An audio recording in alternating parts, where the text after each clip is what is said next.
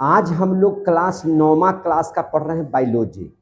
Class 9वां में पढ़ रहे हैं हम लोग बायोलॉजी। बायोलॉजी बोले तो जीव विज्ञान, उसका हम लोग तीसरा पार्ट पढ़ रहे हैं, बहुत महत्वपूर्ण है, जिसका नाम है जीवों में विविधता। और कोशिश हो जाएगी हमारी कि आज इसका अंतिम पार्ट मेरा हो जाए। और हम लोगों ने जंतु जगत को दो भागों में बांटा था। तो हम लोगों ने पढ़ लिया था एक कार्डेटा और नॉन कार्डेटा। तो नॉन कार्डेटा पूरा पढ़ लिए थे।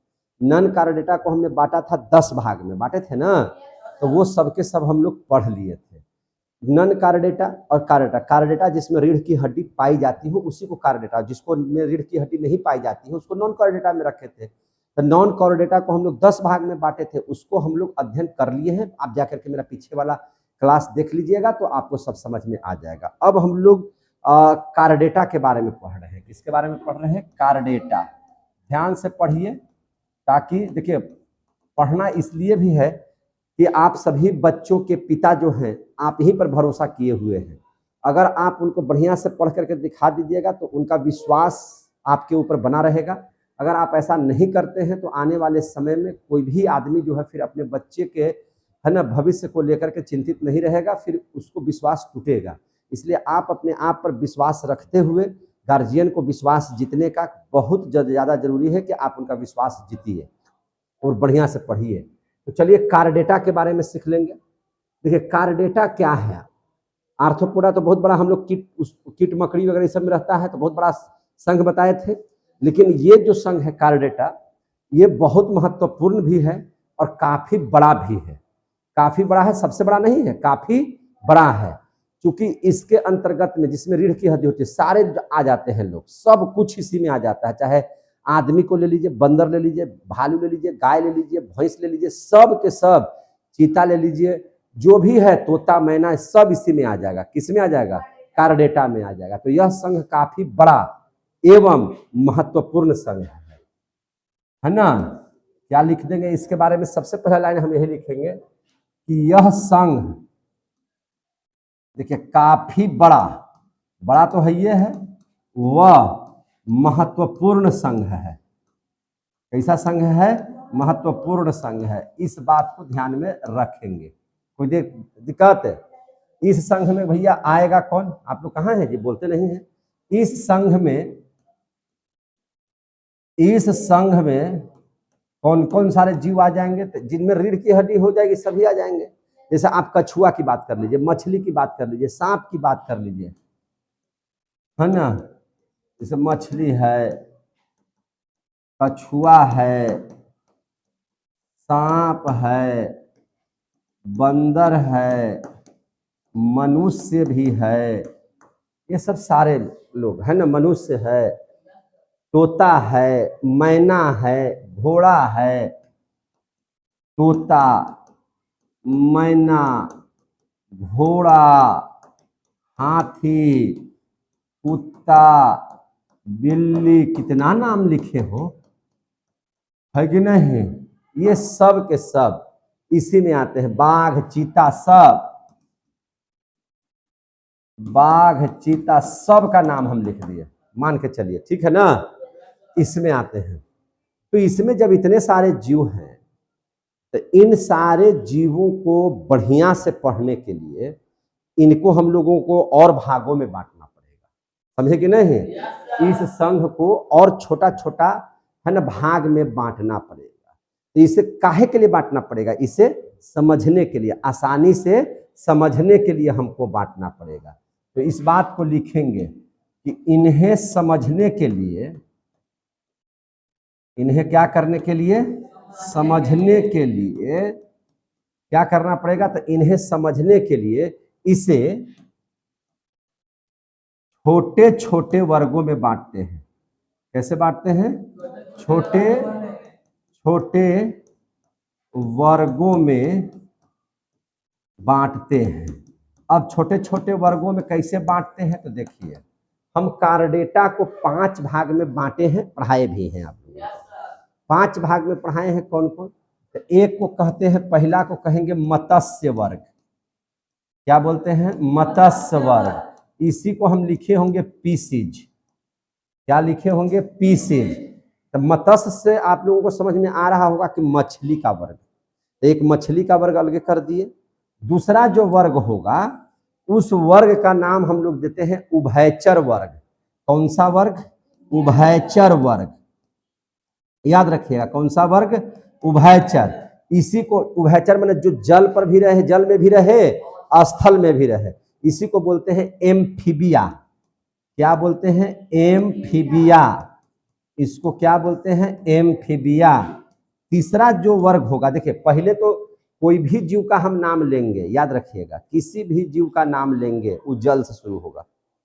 जल के बाद अब आगे बढ़ेगा तो जल और स्थल दोनों में जाएगा। नहीं, अगला में जो आएगा वो स्थल पर आएगा लेकिन रेंगते हुए चलेगा, जिसको हम लोग बोलते हैं सरीसृप वर्ग। क्या बोलते हैं? सरीसृप वर्ग। या इसी को रेंग करके चलने की वजह से इसको बोलते हैं रेप्टेलिया। क्या बोलते हैं? रेप्टेलिया। इसका एक नाम हो जाएगा क्या चीज? रेप्टेलिया। इसके बाद चौथा जो वर्ग बताते हैं वो हो जाता है जो जैसे जमीन पर चलने लगा, तो जो पूरा उड़ने लगा, जैसे पहले पानी में, फिर पानी स्थल दोनों में, फिर स्थल पर, अब हवा में, तो उसको बोलेंगे पक्षी वर्ग। क्या बोलेंगे इसको? पक्षी वर्ग। इसी को हम लोग बोलते हैं एवीज। क्या बोलते हैं? एवीज। इसी को क्या बोलते हैं? एवीज। और इसके बाद है जिसमें हम लोग सारे लोग आ जाते हैं, वैसे वर्ग के बारे में बताते हैं जो अपने शिशु को दूध पिलाते हैं, है ना, स्तन से दूध पिलाते हैं, तो उसमें आ जाएंगे स्तनधारी वर्ग या मैमेलिया वर्ग कहते हैं। स्तनधारी वर्ग या इसी को हम लोग क्या कहते हैं? मैमेलिया। हम दोनों नाम आप लोगों को इसलिए बता दिए हैं ताकि आपको ये लिखा रहे चाहे ये लिखा रहे, आपको कहीं से दिक्कत ना हो। ये बात आप लोगों को समझ में आ गई। अब यही पांचों वर्ग का अभी हम लोग जैसे ही अध्ययन कर लेंगे तो ये पूरा चैप्टर समाप्त हो जाएगा, समझे कि नहीं? तो सबसे पहले हम लोग अध्ययन करेंगे किसका? मत्स्य वर्ग का। किसका अध्ययन करेंगे?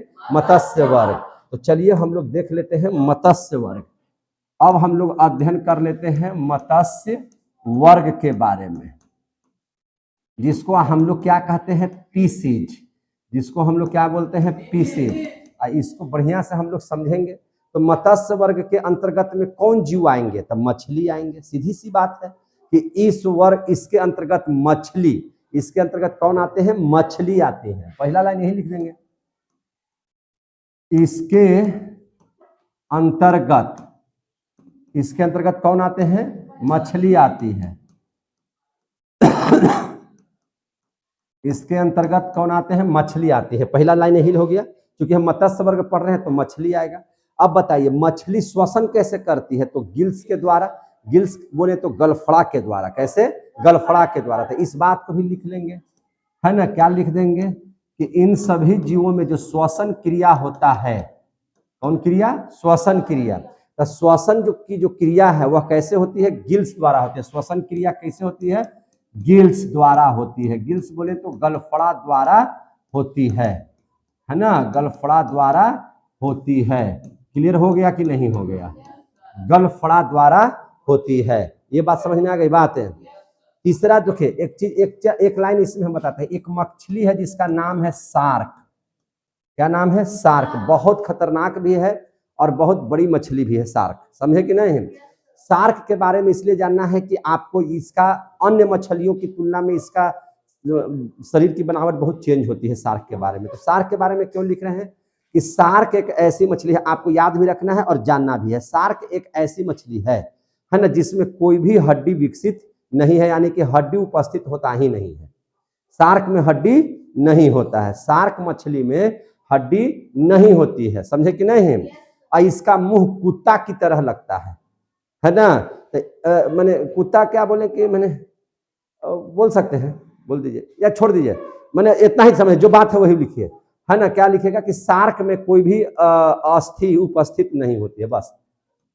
यह एक ऐसा मछली है शार्क, शार्क में कोई भी हड्डी नहीं होती है, कोई भी हड्डी नहीं होती है ना। आश्चर्य की बात जी, किसी भी प्रकार की कोई हड्डी नहीं होती है, समझे कि नहीं? तो ये बात को आप लोग ध्यान में रखिएगा, समझे कि नहीं? अभी हम लोग मत्स्य वर्ग में पढ़ रहे हैं। और ये सब के सब हम मछली पढ़ा रहे हैं। तो शार्क भी एक प्रकार का क्या है, मछली है। एक आता है इसमें हिप्पोकैम्पस, एक आता है नाम क्या चीज, हिप्पोकैम्पस। ये हिप्पोकैम्पस क्या है, समझे कि नहीं? तो यह भी एक क्या है, समुद्री मछली है। यह भी क्या है, समुद्री मछली है। तो यह एक समुद्री मीन है ना, जिसको हम लोग हिप्पोपोटेमस, दरियाई घोड़ा बोलते हैं, हिप्पोकैम्पस, समुद्री घोड़ा कहेंगे इसको। क्या बोलेंगे इसको, समुद्री घोड़ा। इसको क्या बोलेंगे, समुद्री घोड़ा। तो इसको हम लोग अश्वमीन यानी कि अश्व मछली या समुद्री घोड़ा भी कहते हैं। समझ में आ गई बात है? अब विश्व की सबसे धीमी चलने वाली मछली यही है, क्या चीज, हिप्पोकैम्पस। समझे कि नहीं? सबसे धीमा चलने वाला मछली यही है, समुद्री घोड़ा। तो समुद्री घोड़ा, समुद्री गाय, समुद्री सींग, ये सब सारा चीज आपको मिलेगा। लेकिन उसमें से आपको एक चीज बताते हैं, समुद्री घोड़ा क्या है, एक मछली होगा। समुद्री घोड़ा क्या होगा, मछली होगा। जबकि समुद्री गाय, समुद्री सींग, वो मैमेलिया में चला जाएगा, स्तनधारी हो जाएगा। कहाँ हो जाएगा, स्तनधारी, वो मत्स्य में नहीं आएगा। ये सब बातों को आपको जानना जरूरी है। तो अब देख लीजिए हिप्पोकैम्पस के बारे में। तो यह क्या है, समुद्री मीन है। यह क्या है, एक समुद्री मीन है। यह एक समुद्री मीन है। मीन का मतलब क्या हो गया, मछली। मीन का मतलब क्या हो गया, मछली। जिसे हम लोग क्या कहते हैं, जिसे हम लोग अश्वमीन या समुद्री घोड़ा कहते हैं। समुद्री घोड़ा कहते हैं। जैसे आपको हम कहे थे ना कि डेल fish, starfish, jellyfish और समुद्री घोड़ा, इनमें से कौन मछली है? तो आप क्या पर टिक लगाइएगा, समुद्री घोड़ा पर। समझ में आ गई बात ना? अब आ जाएगा इसमें से कौन मछली है, समुद्री घोड़ा, समुद्री गाय, समुद्री सिंह। बताइए, तो समुद्री घोड़ा। समझ में आ गई बात है? तो जिसे अश्वमीन या समुद्री घोड़ा कहते हैं। समझ में आ गई बात ना? इसलिए इसको क्या कहते हैं, अश्वमीन या समुद्री घोड़ा कहा जाता है। अब यहाँ पे एक नोट हम आपको बता दे रहे हैं, जिसको याद कर लीजिएगा, यानी कि इंपॉर्टेंट है। समुद्री घोड़ा क्या है, मछली है। समुद्री घोड़ा क्या है, मछली है। ये क्या है, मछली है। लेकिन क्या समुद्री गाय मछली है? नहीं। समुद्री सिंह मछली है? नहीं। समुद्री गाय, समुद्री सिंह ये मछली नहीं है। बल्कि क्या है बताइए, बल्कि क्या है, तो यह स्तनपायी है। यह कैसा है, स्तनपायी है। यह एक मैमेल में आता है। सिंह एक मैमेलिया में आता है, एक मैमेल है। क्या है ये, मैमेल। मैमेल बोले तो स्तनपायी है। क्या है, स्तनपायी है। एक चीज और बताए थे, क्या बताए थे, कि ये जो समुद्री जो घोड़ा है ना, सबसे धीमी चलने वाली मछली है। बताए थे कि नहीं भाई, बताए थे। तो ये क्या है भैया, तो यह विश्व की सबसे धीमी चलने वाली मछली है। विश्व की सबसे धीमी चलने वाली मछली है। क्लियर हो गया कि नहीं हो गया? अब आता है गैमुसिया। अब हम लोग क्या पढ़ लेंगे, गैमुसिया, है ना। अब एक और आश्चर्य का चीज बताते हैं आपको। देखिए, ये जो मछली है ना, ये भी मछली है। ये क्या है, मछली है ना, जो सिर्फ मॉस्किटो खाती है। मॉस्किटो माने मच्छर। ये सिर्फ क्या खाती है, मच्छर। तो इसको हम लोग बोलते हैं मॉस्किटो फिश। इसे क्या बोलते हैं, मॉस्किटो फिश। इसे हम लोग क्या बोलते हैं, मॉस्क्विटो फिश। काहे मॉस्क्विटो फिश बोलते हैं, तो यह खाली मच्छर को ही खाती है। समझे कि नहीं? तो मच्छर खाने की वजह से इसको हम लोग बोलते हैं मॉस्क्विटो फिश। क्या बोलते हैं मेरे भाई, मॉस्क्विटो फिश। अब देखिए, जहां पे ज्यादा मच्छर है, इस मछली को उठाइए, डाल दीजिए, वहां का सारा मच्छर कोई खा जाएगा।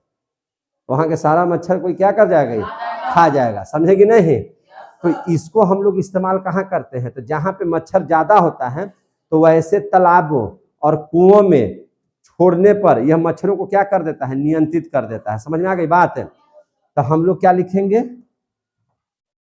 इसे तालाबों इसे तालाबों, कुओं में छोड़ने पर, इसे तालाबों कुओं में छोड़ने पर मच्छरों पर नियंत्रित कर देता है, मच्छरों पर नियंत्रित कर देता है, मच्छरों पर नियंत्रित कर देता है। यानी कि सारा मच्छर कोई क्या कर देता है, खा जाएगा वहां पे। समझ में आ गई बात?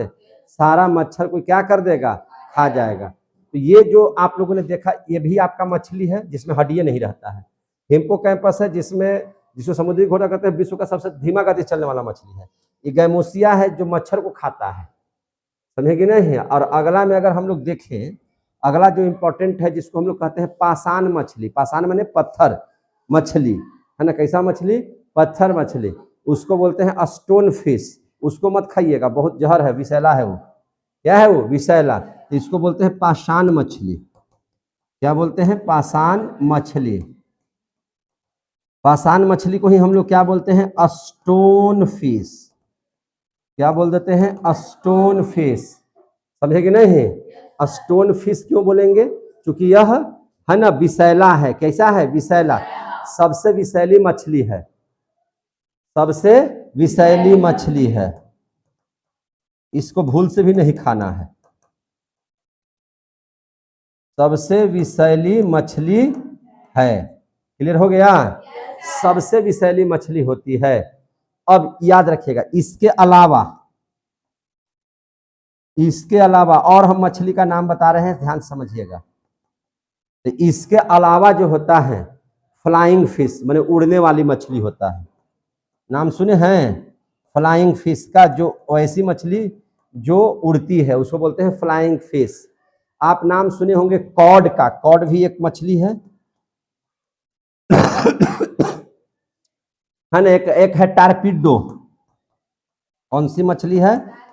टारपीडो। कौन सी मछली है? टारपीडो। रोहू का नाम तो सुने होंगे, रोहू कतला रोहू है, कतला है, ये सब मछली के बारे में आप लोग सुनते होंगे। समझे कि नहीं? ये सब क्या है? सब के सब ये सब मछली हैं। सब के सब क्या है? मछली हैं। एक आश्चर्य की बात बताएं, आप लोग जो समझते हैं, ब्लू व्हेल का नाम सुने हुए हैं? ब्लू व्हेल, जिसको हम लोग क्या बोलते हैं? नीला व्हेल। ब्लू व्हेल जो काफी बड़ी मछली है, लेकिन वो मछली नहीं है। याद रखिएगा, हम लोग बोलते हैं ब्लू व्हेल क्या है? एक मछली है, लेकिन वो मछली नहीं है। याद रखिएगा, ब्लू व्हेल मछली नहीं है, वो स्तनधारी है, हम लोग में आता है। समझे कि नहीं? तो याद रखिएगा, इसको हम नोट में हम लिखवा दे रहे हैं। क्या नोट में लिखवा दे रहे हैं? कि ब्लू व्हेल मछली नहीं है। देखिए ध्यान से, ब्लू व्हेल, आज के बाद से याद रखिएगा, ब्लू व्हेल मछली नहीं है। तो क्या है? बल्कि बल्कि यह किस में आता है? तो स्तनधारी में आता है। यानी कि है ना, दूध पिलाता है अपने बच्चों को, बल्कि स्तनधारी है। बल्कि कैसा है? स्तनधारी है। अब आ गया समझ में ना? तो ब्लू व्हेल मछली नहीं है। आप लोग बोलते हैं कि सबसे बड़ा जीव कौन है? तो ब्लू व्हेल मछली। तो ब्लू व्हेल मछली नहीं है। समझ में आ गई बात है? तो अब ब्लू व्हेल का वजन कितना होता है पता है आप लोगों को? 30 हाथी के बराबर। एक ब्लू व्हेल का वजन कितना होता है? लगभग 30 हाथी के बराबर होता है। समझे कि नहीं? इतना भारी होता है। तो ये था आप लोगों का जो है मत्स्य वर्ग। तो आप लोग मत्स्य वर्ग समझ लेंगे तो हम आगे बढ़ेंगे उभयचर वर्ग में। किसमें बढ़ेंगे? उभयचर। समझ में आ गया? तो अब हम लोग देख लेंगे कौन सा वर्ग? उभयचर वर्ग। उभयचर का मतलब क्या हो गया? जो स्थल और जल दोनों में रहे। इसी को अंग्रेजी में क्या कहते हैं? एम्फीबिया, है ना। उभयचर जो कहाँ निवास करता है? जल और स्थल दोनों में। तो हम इस बात को पहला लाइन में क्या लिखेंगे? तो लिखेंगे कि इस वर्ग के जंतु, इस वर्ग के जंतु, इस वर्ग के जंतु, या जंतु नहीं लिखेगा तो लिख दीजिएगा सदस्य। इस वर्ग के जितना भी जंतु सदस्य होगा वो सब के सब जल और स्थल दोनों पर पाए जाते हैं। जल और स्थल दोनों पर पाए जाते हैं। स्थल दोनों पर पाए जाते हैं।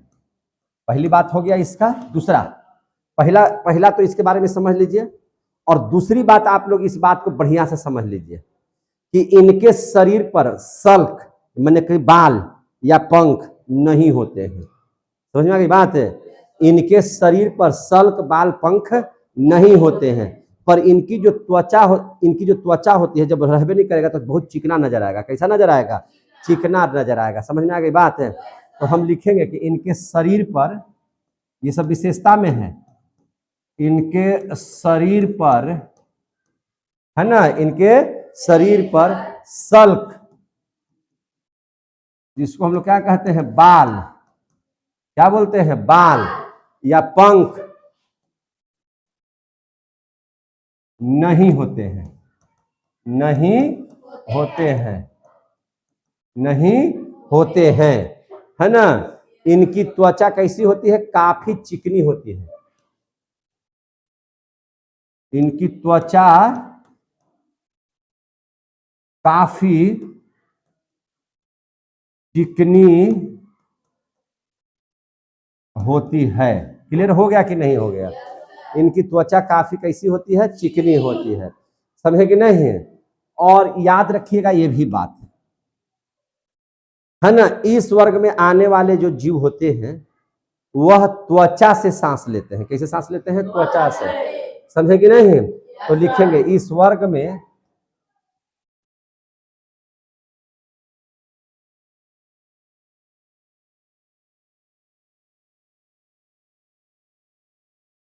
जीव जंतु,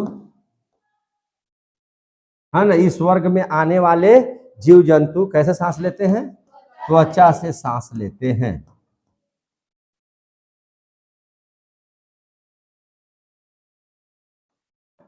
समझ में आ गई बात है? ये सब उभयचर की विशेषता है। इसमें मुख्य रूप से आता है जो जंतु, उसमें मेढक का नाम खूब है। मेढक को हम लोग उभयचर प्राणी कहते हैं कि नहीं कहते हैं? तो मेढक का नाम याद रखिएगा। इसके अलावा हाइला का नाम याद रखिएगा। इसका नाम याद रखिएगा, हाइला का। समझ में आ रही है बात ना? इसके अलावा किसका नाम रखिएगा? हाइला का। तो ये दो नाम बहुत जरूरी है जिसको आपको याद रखना है। तो आप लोगों ने दो वर्ग पढ़ लिया। अब हम लोग पढ़ लेते हैं सरीसृप वर्ग। क्या पढ़ लेते हैं? सरीसृप वर्ग। तो अगला जो हम लोग वर्ग पढ़ेंगे सरीसृप। सरीसृप का मतलब होता है रेप्टेलिया। रेप्टेलिया को बोलते हैं जो रेंग कर चलता हो। कैसे चलता हो? रेंग कर। रेप्टेलिया वर्ग क्या बोलते हैं? रेप्टेलिया। सरीसृप वर्ग उसको बोलते हैं, है ना। और यह मुख्य रूप से कहां रहता है? जल में रहेगा? नहीं, स्थल पर। यानी कि ये सब के सब जीव स्थलवासी होते हैं। ये स्थलवासी होते हैं। कैसे होते हैं? स्थलवासी होते हैं। समझ में आ गया बात? ये क्या होते हैं? स्थलवासी होते हैं। कुछ जो है, कुछ माने जल में भी रहते हैं। कहाँ रहते हैं? जल में भी रहते। जैसे कुछ सांप नहीं देखते हैं, पानियों में रहेगा और रेंग करके भी चलता है। समझे कि नहीं? तो इसीलिए हम बता रहे हैं कि कुछ जंतु जलवासी भी होते हैं। कुछ जंतु जलवासी भी होते हैं। जलवासी भी होते हैं। बात समझ में आ रही है तो बोलिएगा। कुछ जंतु कैसे होते हैं? जलवासी भी होते हैं। समझ में आ गई बात है? माने कुछ जो है जलवासी होते हैं। और याद रखिएगा, इनमें एक विशेषता बहुत भयंकर है जिसको आपको जानना चाहिए। समझे कि नहीं? ये सभी जीव अनियत तापी होते हैं। ये सभी जीव अनियत तापी होते हैं। सर इसका मतलब बता दिए। अनियत तापी हम लोग, अच्छा मनुष्य क्या है? हम लोग क्या है? अनियत तापी हैं कि समतापी हैं? अब आपको यहाँ अनियत तापी और समतापी को हम समझा दे रहे हैं दो लाइन में, ठीक है ना। ये सभी जीव क्या है? अनियत तापी। अनियत तापी का मतलब होता है कोल्ड ब्लडेड। क्या होता है? Cold blooded. समझे कि नहीं? Cold blooded. तो ये सभी जीव क्या होते हैं? अनियत तापी। होते हैं। पहली बात आपको बता दी, बहुत इंपॉर्टेंट था। अब देख लीजिए, हम लोग क्या सरीसृप में आते हैं? तो निश्चित है कि हम लोग तो अनियतापी होंगे ही नहीं। जब इसमें हम लिखे हैं अनियतापी और हम लोग इसमें नहीं आते हैं तो हम तो अनियतापी हैं नहीं। समझ में आ रही है ना बात?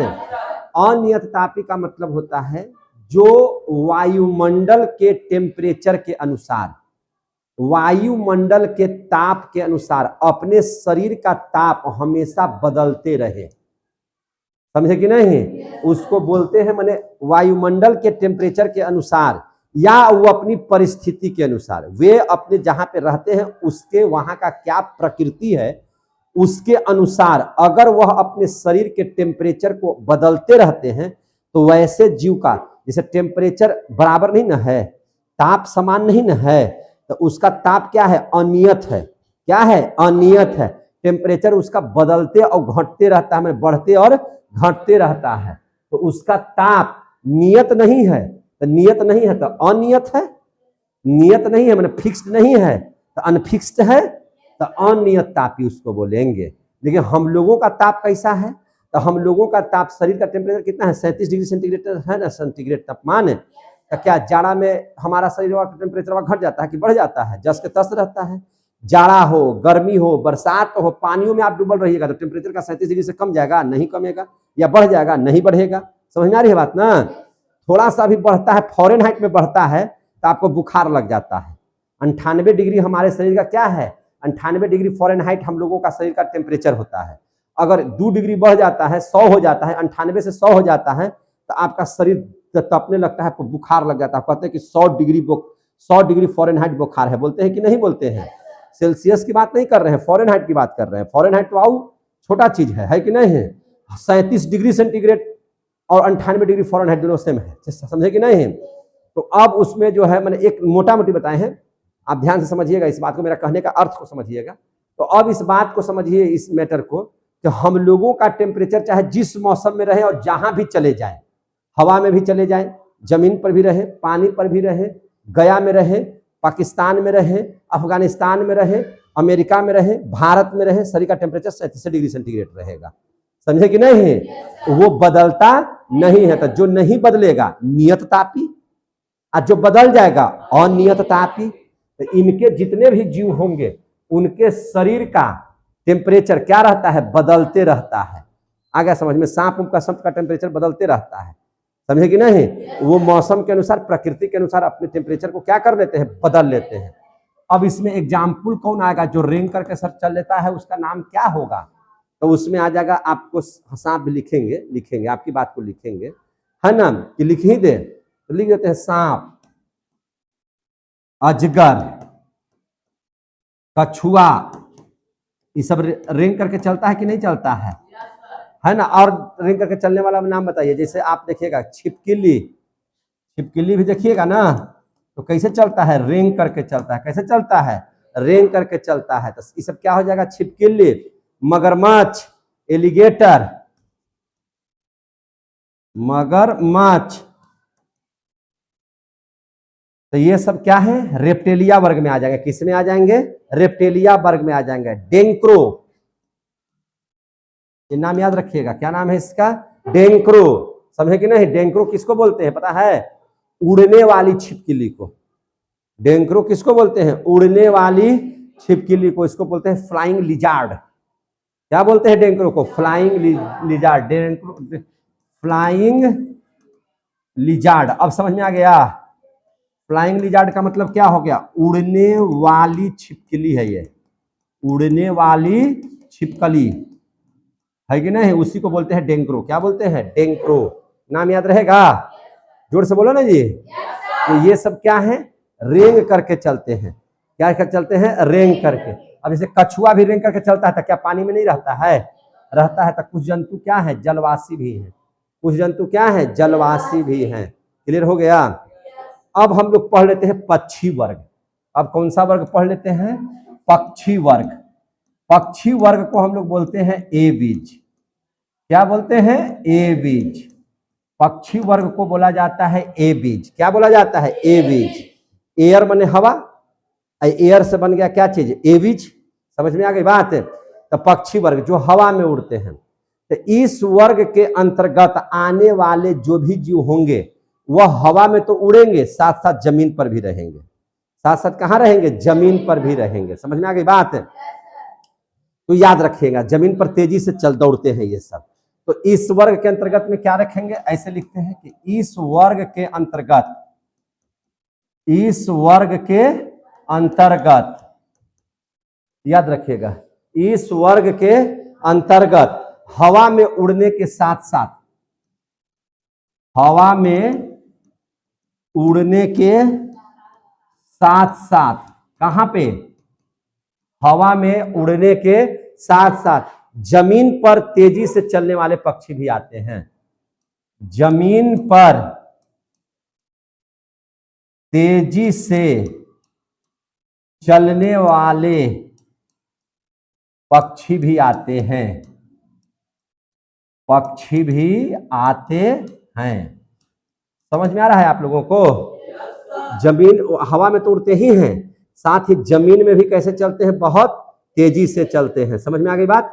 जमीन में भी बहुत तेजी से क्या करते हैं? चलते हैं। अच्छा, अब ये सब जीव नियत तापी होंगे कि अनियत तापी होंगे? तो नियत तापी होंगे।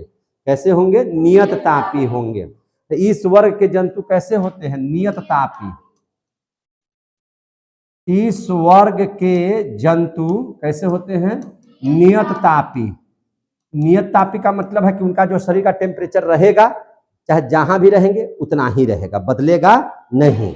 समझे कि नहीं? इसको बोलते हैं वार्म ब्लडेड। अंग्रेजी में क्या बोलते हैं? Warm blooded. समझ में आ गई बात ना? और उसको अनियत तापी को क्या बोलते हैं? Cold blooded. समझे कि नहीं? होते हैं, नियत तापी होते हैं। इनका टेम्परेचर जो है भगवान का दिया हुआ वही रहेगा, वो बदले उदलेगा नहीं, है कि नहीं? इनका शरीर 3 भागों में बटा रहता है, याद रखिएगा। पक्षी वर्ग का शरीर कितना भाग में बटा रहता है? 3 भाग में। इनका शरीर देखिएगा 3 भाग में बटा रहता है, 3 भाग में बटा रहता है। 3 भाग में कैसे कैसे बटा रहता है आप लोग बता दीजिए। तो सर रहेगा, गर्दन रहता है, गर्दन, और नीचे वाला रहता है आपका धड़। सिर, सिर ये हो गया, सिर ये हो गया, गर्दन और धड़। समझे कि नहीं? कौन कौन भाग? सिर, गर्दन, धड़। कितना भाग में बटा हुआ है? 3 भाग में। इनका शरीर 3 भागों में बटा रहता है, सिर में, गर्दन में, धड़ में। समझ में आ गई बात है? सिर, गर्दन और धड़ में। आपसे कोई पूछेगा एग्जाम्पल में सर तो पक्षी का नाम बताइए ना। कबूतर, कबूतरी बोले कबूतर से, है ना? मुझे छेड़ न छत के ऊपर से, है ना? गुटरगु, गुटरगु, है ना? कैसे बोलता है? गुटरगु, गुटरगु। कबूतर का आवाज सुना है कि नहीं? तो ये हो गया कबूतर। मोर, तोता, मोरा लिख दिया, मोर, तोता, मैना, सब पक्षी तो इसी में आता है। समझे कि नहीं? कीवी के नाम सुने हैं? कीवी। और सबसे बढ़िया पक्षी के नाम ही नहीं लिया, ऑस्ट्रिच। ऑस्ट्रिच को हम लोग क्या बोलते हैं? शुतुरमुर्ग। पैर से मार देगा तो आप ही हैं। गाय बैल भैंस को गिरा देगा वो, उसका इतना ताकत होता है। तो जब गाय बैल भैंस को गिरा देगा तो हम लोग नहीं गिर जाएंगे? समझे कि इसके इतना ताकत है ऑस्ट्रिच में। समझे कि नहीं? जैसे देखिए हम सब के बारे में बताते रहे लगभग, जो आप नहीं जानते हैं। ऑस्ट्रिच, ऑस्ट्रिच का मतलब क्या होता है? शुतुरमुर्ग। क्या होता है? शुतुरमुर्ग। ये उड़ता नहीं है, याद रखिएगा, ये उड़ता नहीं है। यहाँ आप लोग देखिए क्या है, ये उड़ता नहीं है, बल्कि ये क्या होता है? एक दौड़ने वाला, कैसा? दौड़ने वाला बहुत बड़ा पक्षी है। ऑस्ट्रिच क्या है? एक दौड़ने वाला बहुत बड़ा पक्षी है, बहुत बड़ा पक्षी है। क्लियर हो गया? ऑस्ट्रिच क्या है? एक दौड़ने वाला बहुत बड़ा पक्षी है। इसको क्या बोलते हैं? शुतुरमुर्ग कहते हैं। ऑस्ट्रिच का मतलब क्या होता है? शुतुरमुर्ग, शुतुरमुर्ग। समझे कि नहीं? अब आप लोग पढ़े होंगे कि इसका अंडा जो है, इसका जो अंडा होता है, कोशिका का सबसे बड़ी कोशिका वही है। सबसे बड़ी कोशिका क्या है? शुतुरमुर्ग का अंडा। पढ़े हैं कि नहीं पढ़े हैं?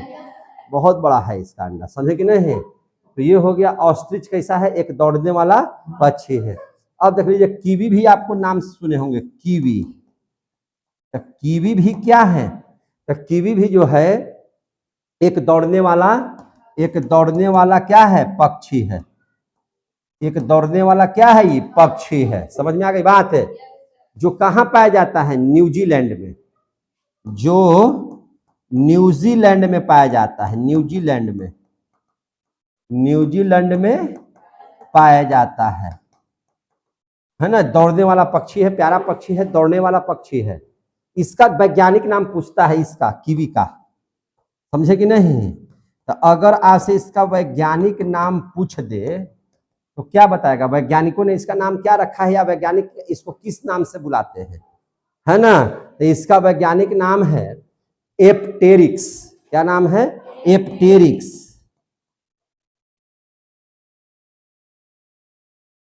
एप्टेरिक्स है। क्या नाम है इसका? एप्टेरिक्स है। समझे कि नहीं?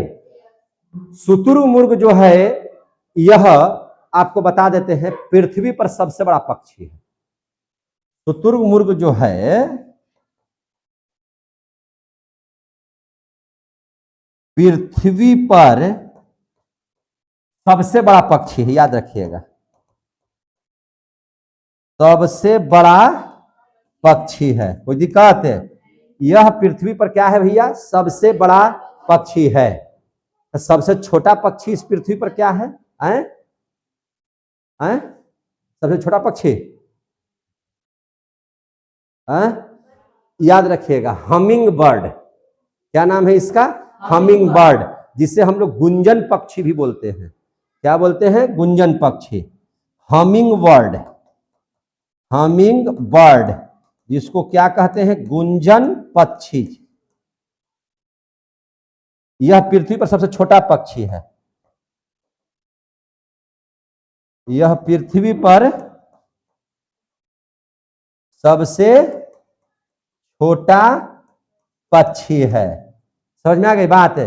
यह पृथ्वी पर सबसे छोटा पक्षी है। और एक चीज और बताएं इसके बारे में, गुंजन के बारे में, गुंजन पक्षी के बारे में अगर नहीं जानकारी जान लीजिए। ये जब दौड़ेगा ना तो पीछे की ओर दौड़ेगा, आगे की ओर नहीं। ये जो हमिंग बर्ड है, तो हमिंग बर्ड क्या है? एकमात्र ऐसा पक्षी है जो कैसे उड़ता है? पीछे की ओर उड़ता है। सबके आगे में उड़ेगा, ये पीछे में उड़ेगा। समझे कि नहीं? हमिंग बर्ड एकमात्र पक्षी है जो पीछे की ओर उड़ता है। ये सब आश्चर्य वाली बात है ना? जो किधर उड़ता है? पीछे की ओर उड़ता है। आगे समझ में? अब एक नाम पक्षी का है अवाविल। अवाविल। क्या नाम है इसका? अवाविल। अवाविल को अंग्रेजी में बोलते हैं स्विफ्ट, जिसका कार है, कार जो चलता है ना, स्विफ्ट, उसी के नाम पर बना है अवाविल। स्विफ्ट है कि नहीं?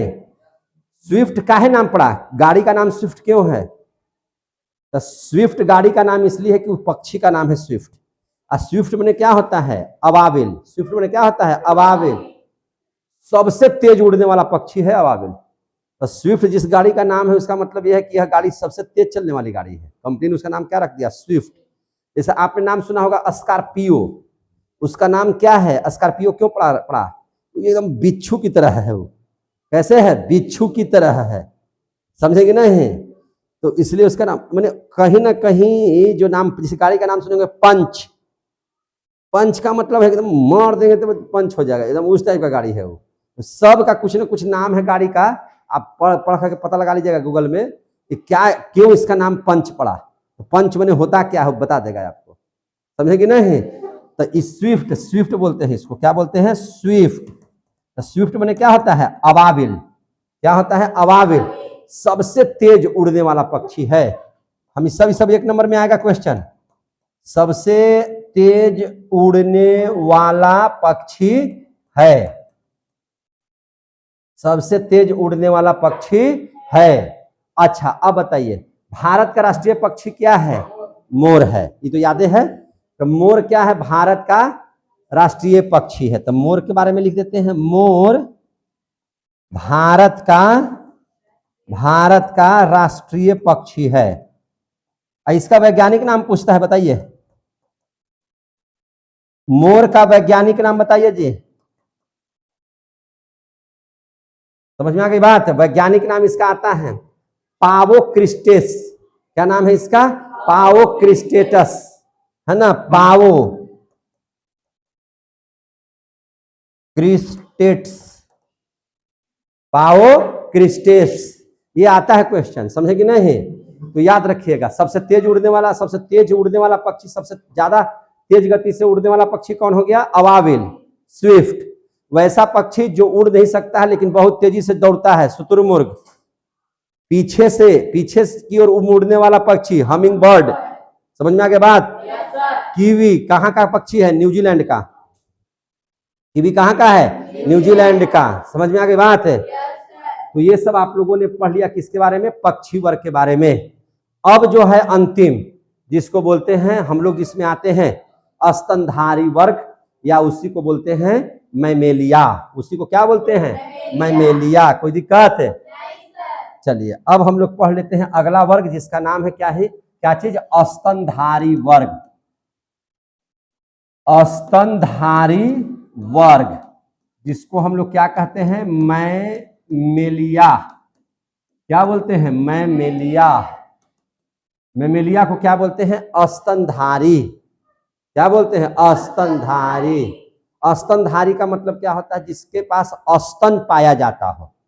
हम लोगों के शरीर में भी स्तन पाया जाता है, पुरुषों में स्तन पाया जाता है, लेकिन विकास उसका नहीं होता है, समझे कि नहीं? लेकिन वही महिलाओं में जो स्तन पाया जाता है उसका विकास होता है।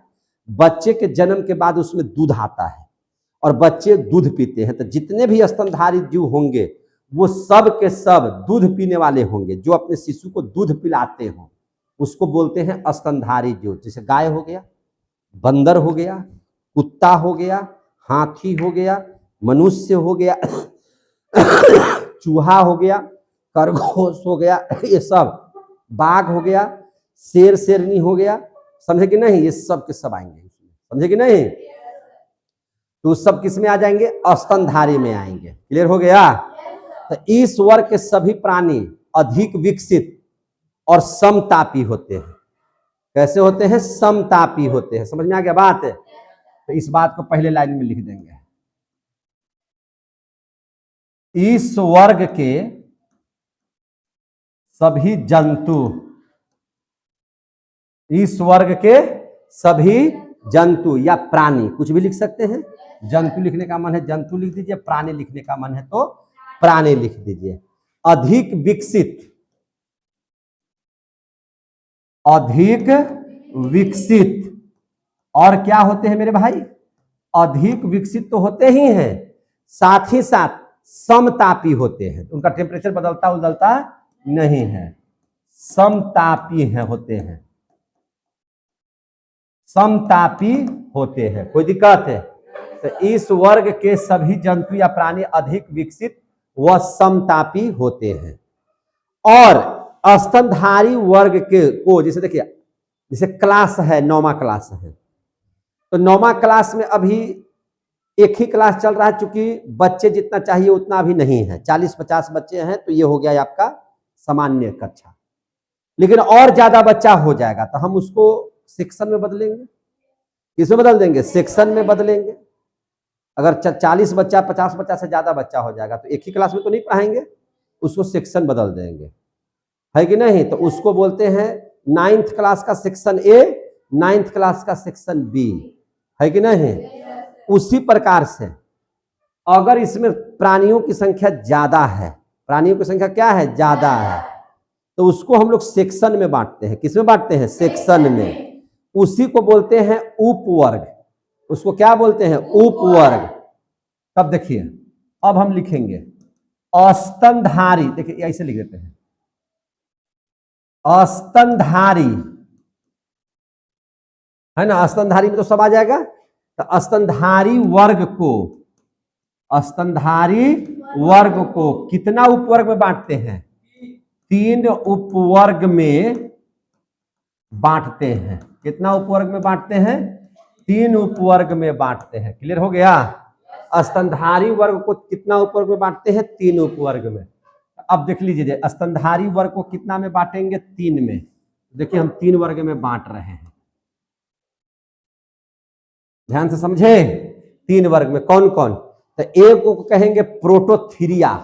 क्या कहेंगे? प्रोटोथीरिया। सब में थीरिया लगल रहेगा, तो एक को कहेंगे प्रोटोथीरिया।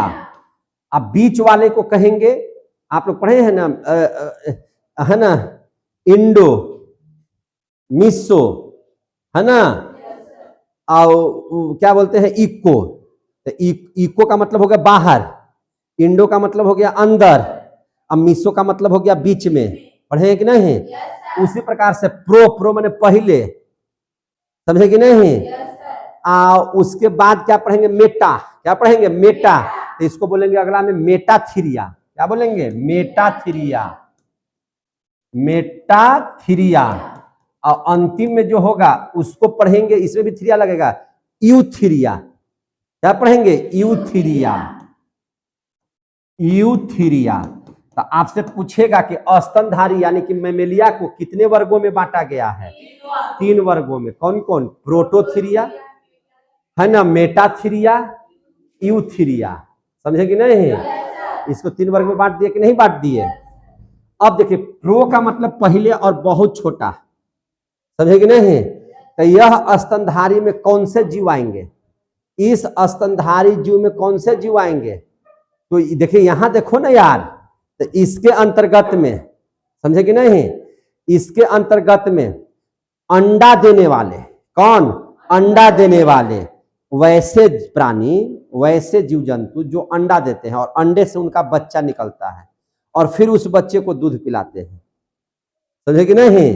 तो उसको बोलेंगे हम लोग प्रोथीरिया में रखेंगे। वैसे स्तनधारी को कहां रखेंगे? प्रोथीरिया में रखेंगे। समझ में आ गया बात है? तो यह स्तनधारी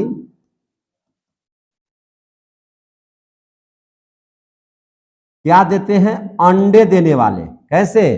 अंडे देने वाले होते हैं। अंडे देने वाले, है ना, अंडे देने वाले होते हैं। अंडे देने वाले होते हैं और बच्चों को क्या करते हैं? दूध पिलाते हैं। अंडा देने वाला, इतना ही लिखे, अंडा देने वाले होते हैं। इसमें कौन सा प्रोटोथीरिया में कौन जीव आ जाएंगे? तो वैसे जंतु आ जाएंगे, वैसे प्राणी आ जाएंगे जो जिनका बच्चा कैसे निकलता हो? अंडा से निकलता हो। कैसे निकलता हो? अंडा से निकलता हो। समझ में आ गई बात? अंडा से। और क्या करते हैं? बच्चों को दूध पिलाते हैं। लिख देते हैं बल्कि, और बच्चों को दूध पिलाते हैं।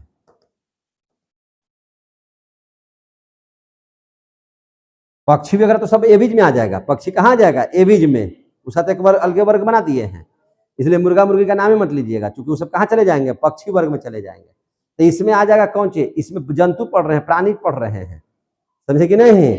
तो इसमें आ जाएगा आपको मोनोट्रीम। क्या आ जाएगा? मोनोट्रीम। समझ में आ गया बात है? याद रखना है आपको इसको। क्या नाम याद रखिएगा? मोनोट्रीम। और क्या नाम याद रखिएगा? एकिडना। क्या नाम रखिएगा? एकिडना। एकिडना। क्या नाम रखिएगा इसको? एकिडना। समझ में आ गई बात ना? तो ये 2 जीव किस में आ जाएंगे? प्रोथीरिया में। प्रोटोथीरिया में। आ गया समझ में?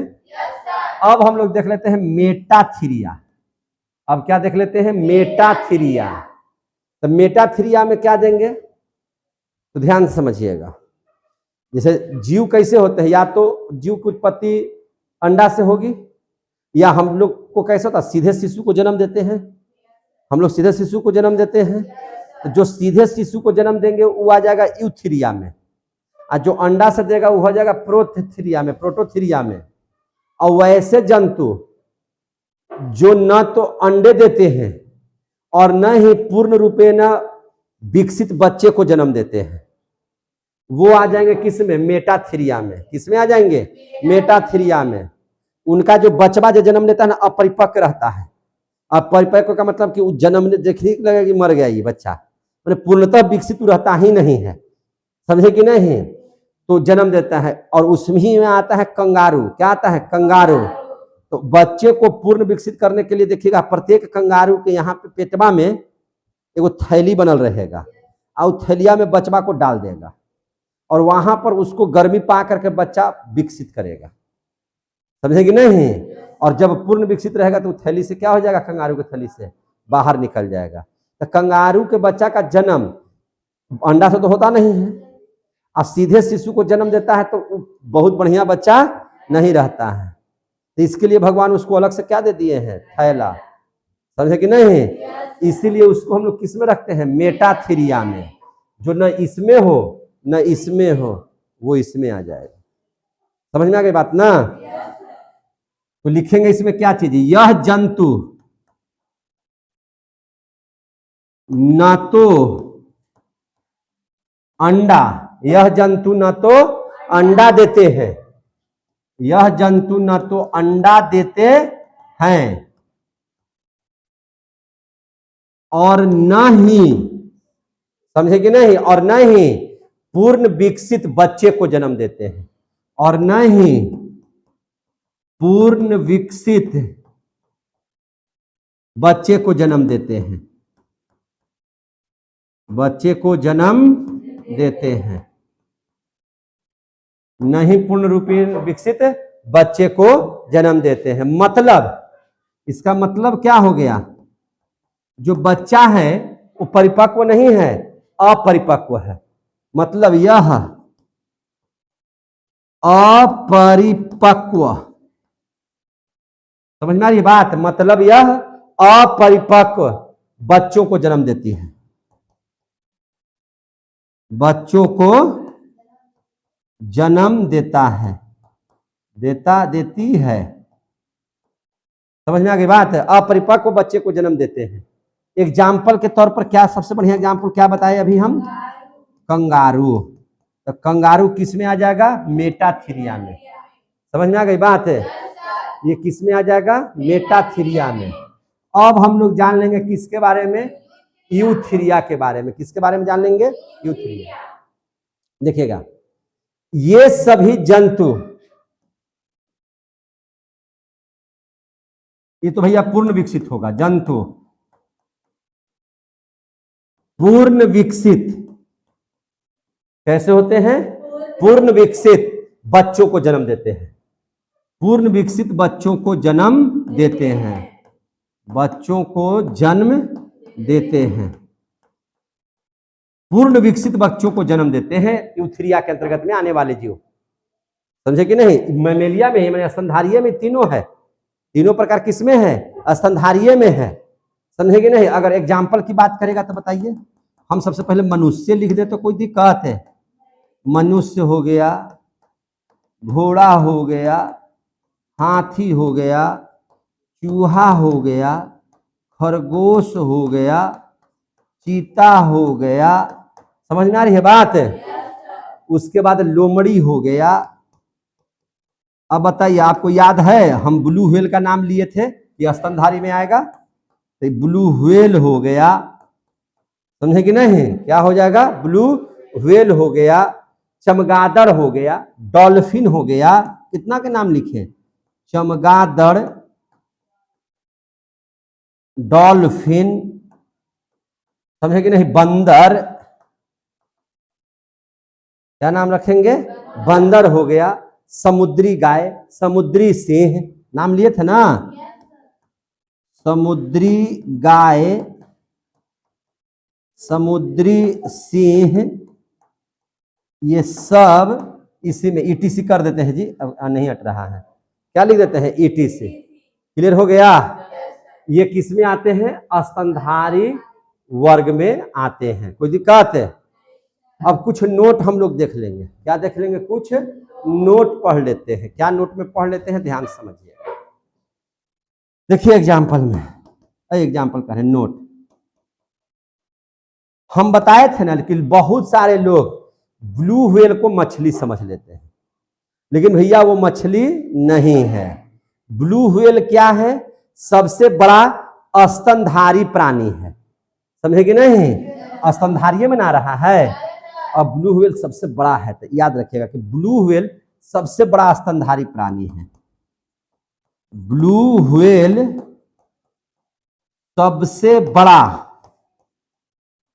सबसे बड़ा स्तनधारी प्राणी है।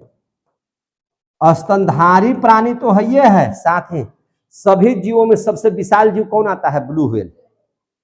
स्तनधारी में तो यही है सबसे बड़ा, सभी में भी है ये, कौनो जीव रहे, कौनो वर्ग रहे, सब में सबसे बड़ा यही है। समझे कि नहीं? सबसे बड़ा है।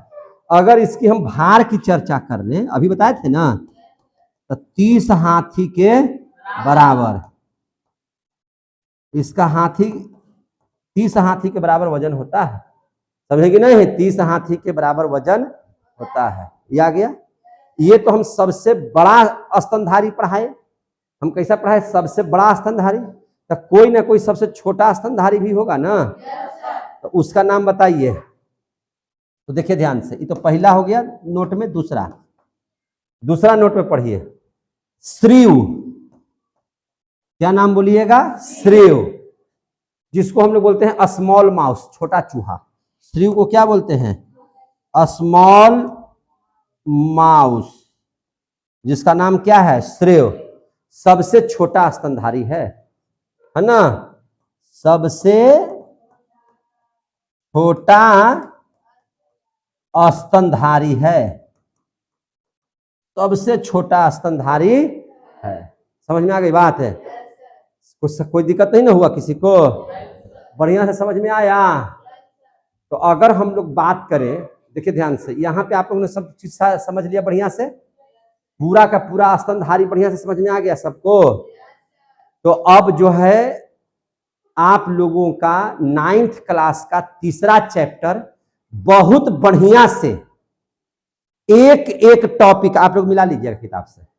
समझे कि नहीं? एक एक टॉपिक खूब सुंदर तरीके से, सबसे अच्छे तरीके से, एकदम अलग अंदाज में, बहुत सुंदर तरीके से हम आपको पढ़ा दिए। समझ में आया? ईमानदारी से बोलिएगा तो बोलिएगा, समझ में आया? खूब बढ़िया से समझ में आया कि तनी मनी समझ में आया? समझ में आ गया। जो बच्चों को अगर नहीं समझ में आएगा तो एक बार फिर से देख लीजिएगा, क्योंकि इसका रिकॉर्डिंग क्लास भी हम आपको दे रहे हैं। रिकॉर्डिंग वीडियो भी हम आपको डाल देंगे यूट्यूब पर, भी आप मेरा सर्च कर सकते हैं बिट्टू सर गोह के नाम से। उसमें आप जाकर के देखिएगा, प्लेलिस्ट में जाइएगा, सारा चीज उसमें आपको विषयगत मिल जाएगा पढ़ाई। समझ में आ गई बात ना? मजा आया? अच्छा लग रहा है पढ़ाई? चलिए, आप लोग संतुष्ट है तो हम संतुष्ट हैं। अब हम लोग जो है, देखिए यहाँ पे सारा चीज लिख दिए हैं। अब हम लोग अगले चैप्टर में मिलेंगे।